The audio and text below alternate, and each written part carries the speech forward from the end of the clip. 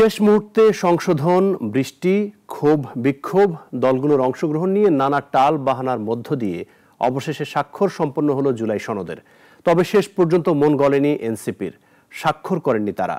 তবে এই সনদে স্বাক্ষর করা যাবে আজকের পরও। নিজের বক্তব্যে প্রধান উপদেষ্টা বলেন, এই সনদ স্বাক্ষরে নতুন বাংলাদেশের জন্ম হলো। দেশের নিবন্ধিত ৫৬টি দলের মধ্যে ২১টি ও কয়েকটি অনিবন্ধিত সহ ৩০টি রাজনৈতিক দলের প্রতিনিধিরা প্রায় ৮ মাসের ধারাবাহিক বৈঠকে অংশগ্রহণের মধ্য দিয়ে চূড়ান্ত হয় জুলাই জাতীয় সনদ। আজ সেই সনদে স্বাক্ষরকে ঘিরে নানা ধরনের জটিলতা তৈরি হয়।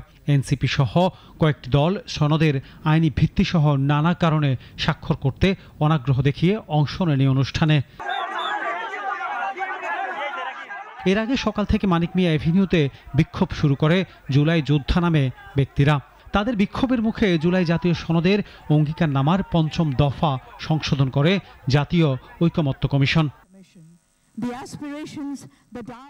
সব চড়াই উতরে পেরিয়ে রাজধানীর মানিক মিয়া এভিনিউতে জাতীয় সংসদ ভবনের দক্ষিণ প্লাজায় প্রধান উপদেষ্টার উপস্থিতিতে রাজনৈতিক দলের প্রতিনিধিরা স্বাক্ষর করেন বহুল কাঙ্ক্ষিত জুলাই সনদে।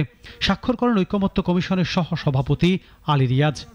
কেবলমাত্র রাজনৈতিক দলগুলোর মধ্যে সম্পাদিত চুক্তি নয়, এ হচ্ছে নাগরিকের সঙ্গে রাজনৈতিক দলগুলোর এবং রাষ্ট্রের একটি সামাজিক চুক্তি। এই সময় হাত উঁচু করে প্রধান উপদেষ্টা জুলাই সনদে রাজনৈতিক প্রতিনিধিদের স্বাক্ষর তুলে ধরেন জাতির সামনে। স্বাক্ষর করেন প্রধান উপদেষ্টা নিজে, ধন্যবাদ জানান দলগুলোকে। বলেন, সারা বিশ্বের জন্য এই সনদ উদাহরণ হয়ে থাকবে। আজকে এই দিনটি যে পেলাম, এটা মহান দিন। এটার কথা চিন্তা করলে গা শিউরে ওঠে।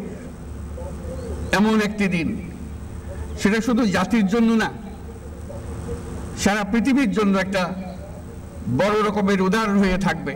এই সনদ তর্ক বিতর্কের অবসান হবে জানিয়ে প্রধান উপদেষ্টা বলেন, এই সনদ এগিয়ে নিয়ে যাবে আমাদের। রাজনৈতিকবিদদের মধ্যে নিয়ে এটা নিয়ে আলোচনা। আনোয়ার হোসেন, নাগরিক, ঢাকা।